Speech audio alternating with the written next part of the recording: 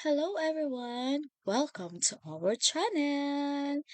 So tatalakayin natin ngayon sa Makabansa, Baitang 3, Termino 1, ang mahahalagang tao sa kasaysayan ng kinabibilangang komunidad. Ating unahin ang sapulo ng Luzon. Kung inyong makikita, yan ay kinabibilangan ng Tarlac, Pampanga, Bulacan, Bataan, Aurora, kasama na rin dyan ang Bicol, Trinidad, Texon. Siya ay naging nurse sa Biak na Bato ng mga taong nasugatan sa digmaan laban sa Espanyol. So siya ay isang nurse na tumulong sa mga Pilipino na sadyang nasugatan dahil sa pakikipaglaban o pagtatanggol nila sa ating bansang minamahal, ang Pilipinas. Makikita ninyo ang larawan ni Trinidad Texon. Siya ay isa sa mga kilalang tao sa kasaysayan ng ating komunidad. Ang ikalawa ay si Salvador Rodolfo Sr. Siya ay mula sa Bicol, isang koronel na bumuo ng pangkat na tinatawag na Catanduanes Liberation upang labanan ang mga mananakop na Hapones. Kasi hindi lang Espanyol ang sumakop sa atin, sinakop din tayo ng Amerikano at ng mga Hapones. So siya si Salvador Rodolfo Sr. na taga Bicol. Dumako naman tayo sa Visayas.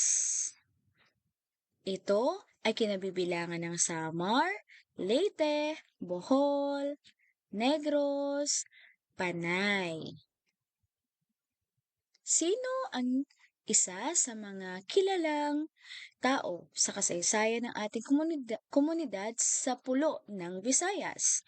Siya si Francisco Daguhoy, isang bayani ng Bohol, namuno at nagpasimula ng pinakamahabang pakikipaglaban ng mga taga-Bisaya sa mga Espanyol.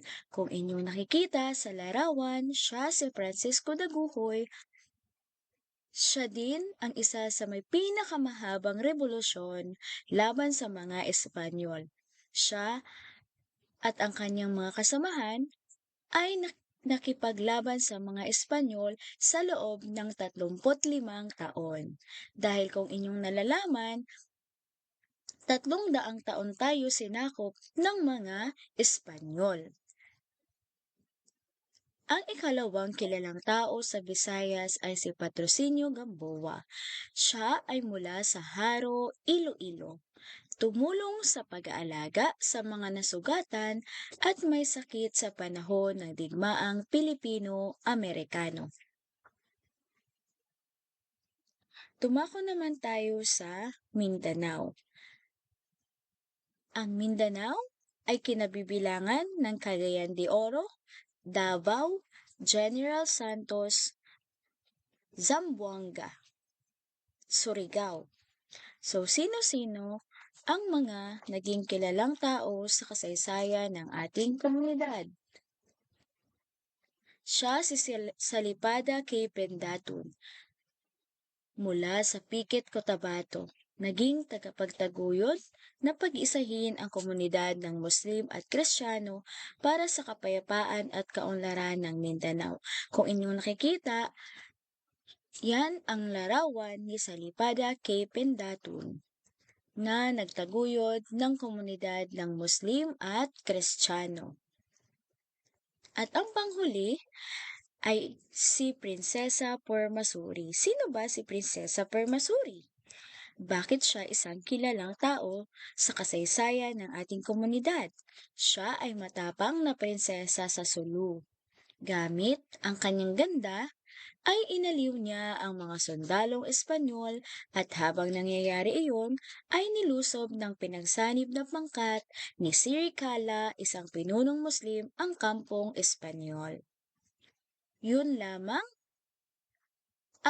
ang ilan sa mga tao na kilalang-kilala sa kasaysayan ng ating komunidad.